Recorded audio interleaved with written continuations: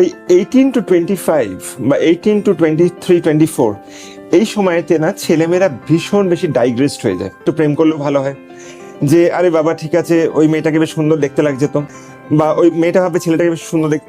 আমি তাদেরকে এটাই বলতে চাই যে এটা ডাইগ্রেশনের সময় নয়, এইটা সেই সময় যেখানে তোমরা নিজেদের কেরিয়ার বানাবে, নিজেদের ফাউন্ডেশন বানাবে।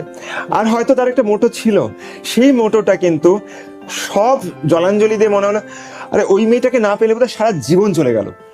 এবার এই যে ফ্যাক্টরগুলো, এই ফ্যাক্টরগুলো যদি একটা মধ্যবিত্ত থট প্রসেস থেকে তারা বেরিয়ে আসতে পারে, যারাই এটা শুনছো তারা মনে রাখবে যে এই সময়টা তোমাদের ভীষণ দরকার নিজেকে ফোকাস রাখা, নিজের কেরিয়ার বানানো, নিজের চূড়ান্তভাবে খাটা।